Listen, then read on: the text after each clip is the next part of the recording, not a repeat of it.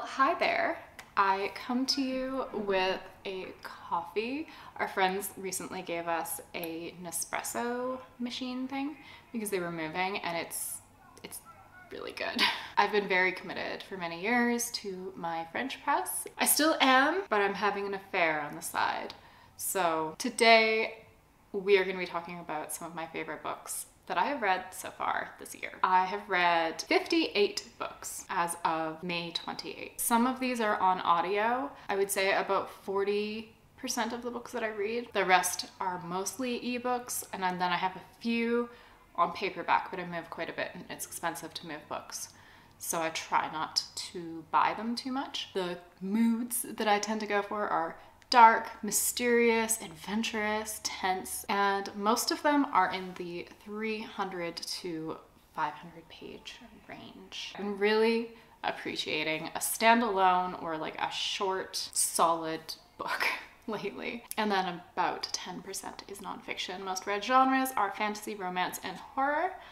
So let's hop over to some honorable mentions. I'm not going to talk about them too extensively, but the first one that I want to highlight is Fragile Animals. I just talked about this in my recent reading vlog, and I'm going to talk about it again in my wrap-up, so I'm going to keep it very short and sweet. Fragile Animals is a literary fiction, one of those books that doesn't have like a ton of plot.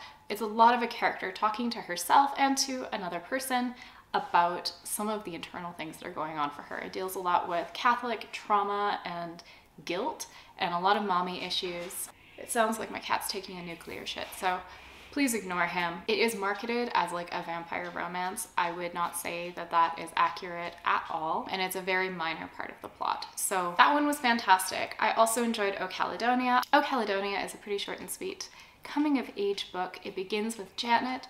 Janet is killed in the first few pages of the book, and then you go back to her birth and you understand a little bit more about her and her life living in a blustery Scottish castle. The writing in this is just stunning. In the vlog, I read a few passages that are examples, but I enjoyed O Caledonia so much, and it's one of those books that I feel could easily become an all-time favorite if I go back and reread it again, which I absolutely will. The other book I want to talk about is Night Film. This is a absolute doorstopper of a thriller. It's almost 700 pages. And in it, we're following an investigative journalist who is trying to uncover the mysteries around the murder of... Hello. Do you want to say hi? Hi. Okay. So he's trying to uncover some of the mysteries around the death of Ashley Cordova, who is the daughter of this sort of cult classic horror film director that we haven't seen for like 30 years. This is a great book for anybody who kind of likes a dangerous, spooky thriller that has a bit of the occult in it. I really enjoyed that one quite a lot. The next one I want to chat about is actually a manga that I read at the very beginning of the year. That is The Witch and the Beast. I adore this book, or this first volume at least. My library doesn't have them, and neither do any of my nearby bookstores, so I want to go and like probably pick it up next time I'm in Sydney. But I just loved how witches in this manga are like really scary, awful creatures that are going around cursing people, and then there's a little bit of a gothy vibe as well to it. Because we have Guido, I think Guido, who is the girl, yeah. Guido's the girl, and she has like the eyes of a beast, and then Ashraf is this guy who's like always being very chill and cool and wears a coffin backpack, which is mysterious. And the art style is so detailed. It's really beautiful. I really am excited, and I'm really wanting to read more of this because I think it's my favorite experience with manga so far. So that's The Witch and the Beast. I also want to shout out Daughter of No Worlds. This is a whole trilogy that I read a few months ago by Carissa Broadbent. It is a lot more fantasy leaning, I think, than romance leaning than her Serpent and the Wings of Night. And I just loved the characters of this. I love the world building. I love the feel of it. I don't know, it delivered something that I've been looking for in fantasy for a really long time. I would really like to get my hands on a copy of the physicals as well, because I just definitely see myself doing a reread at some point in the future. And the last honorable mention that I want to just throw out there is Annihilation. But the main reason that Annihilation didn't make it to one of my top 3 books is because of the sequel. really did not deliver the same experience for me.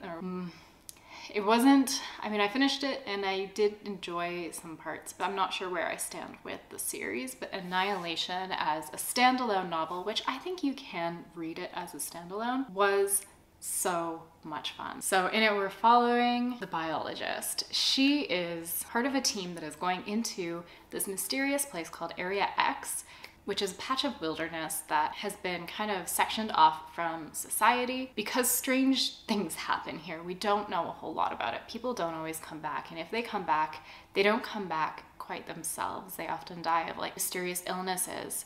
And so the government and like people are very invested in understanding what is going on in Area X, what makes it different. This story is told through the journals of the biologist, and it has just this very slow build. Actually, it's a fairly quick build of tension. I read it in one sitting, absolutely loved it. Those are the books that I really enjoyed, but if I have to narrow it down to my top 3 or 4 books, they don't quite make it. The very first book that I want to talk about is the magical realism novel that is by Rachel Ingalls. And it's a bit of a surprise to me that it made it onto my top 4, because when I first read it, I loved it, but it's become one of those books that I sit with it for a while and it just kind of lingers in the back of my mind. And the more I think about it and like what the novel was doing, the more I appreciate and like really enjoy it. Mrs. Caliban is a married woman who is essentially a housewife. She's very bored and dissatisfied with her life as it is until one day a frogman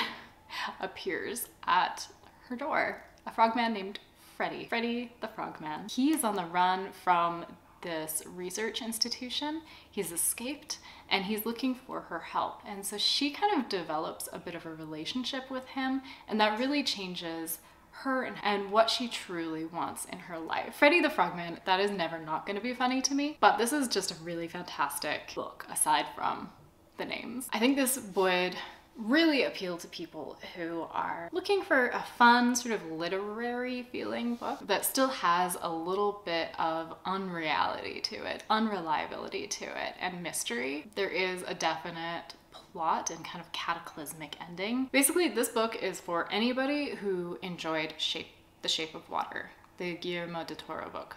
I think there's been like some speculation that that movie was inspired, at least in part, by this novel, and I think there's no way that it actually wasn't, because there is some real strong similarities. The other favorite that I really want to chat about is The Will of the Many. This gave me the worst book hangover of my life, or at least for a very long time, because there is no sequel out yet. It is the first in, I believe, a trilogy called The Hierarchy. It's set in a world inspired by ancient Rome with a magic system that is very much inspired by an MLM, where people who are on the bottom, the many, are kind of forced to cede their will, which is kind of their magical ability, to people on the higher levels. So it kind of narrows out at the top. And in this world, we are following a guy named Vis, who is an orphan, though he's just kind of on the cusp of adulthood. How do I explain this without kind of being spoilery? What makes this great is that he goes to a military school. So you're kind of getting the experience of a fantasy school setting, but you're also getting a bit of a spy book, because Vis is sent there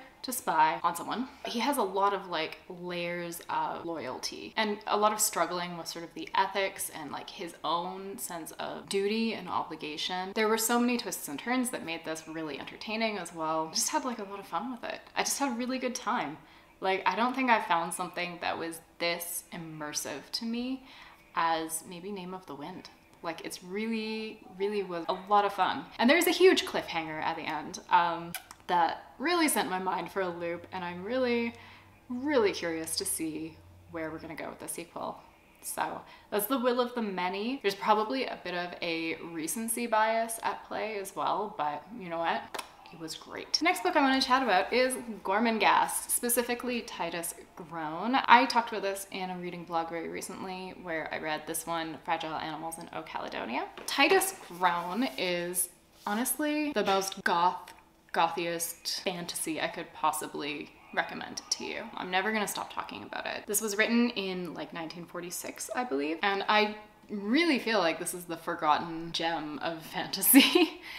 There's no mages or swords swinging. Well, there's an axe. There's, you know, it's a very different kind of book because we follow the characters who are all living in Gormenghast Castle. There's the Lord Groan and Lady Groan, and they have a son at the beginning of this first book. But the story takes place over the span of their son Titus's first year of life. But the book isn't really about the Groans so much as about the ecosystem that is Gormenghast Castle. Because we follow so many other characters with really fantastic, eccentric, Edward Gorey, like gothy vibes and names like Prune Squalor and Steer Pike, Fuchsia. It's just like super fun to read, and the prose is kind of purple, very lush. It's a wonderful immersive piece that you can just kind of sit in and enjoy and savor. Everybody in Gormenghast is sort of trapped in some kind of way because their lives are really constrained by the set of rules and tradition. You get to see the impact that this has on everybody and how everybody kind of tries to subvert that, especially one character named Steerpike, who starts as a kitchen boy and he kind of tries to work his way up the ladder of hierarchy, and sometimes he is a little bit shady in how he goes about it. So it's just a really fun book. I absolutely adored it and I'm wanting to continue to read it, but at the same time I want to savor it and make it last. That leaves me with the last book that I want to talk about today, which is Perfume. This book I kind of added to this list very last minute because I also just finished it last week. So the full title is Perfume, the Story of a Murderer.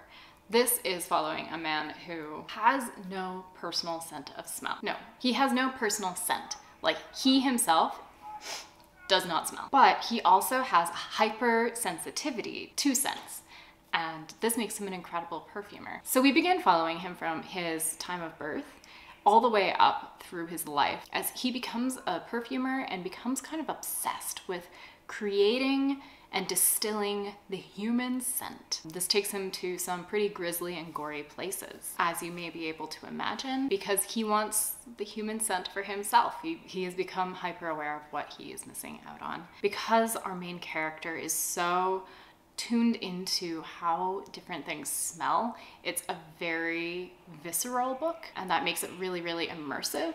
It's very much like apothecary, alchemical vibes because he's working in like a laboratory and thinking about the interactions between different kinds of like chemicals and scents and distillation. And it's also set in Paris right before the French Revolution, if I'm remembering correctly. So you have a lot of, but the thing that really made me put it on this list is the absolutely unhinged ending. Like it was so unexpected and bizarre and insane and just really, really felt unhinged and unexpected to me. And I loved it. I love stuff and I love characters that are a little bit crazy. So that's definitely what you will be getting from Perfume. And I think that pretty much brings me to the conclusion of this list. So thank you so much for watching. I would love to hear about what your favorite books of the year so far have been.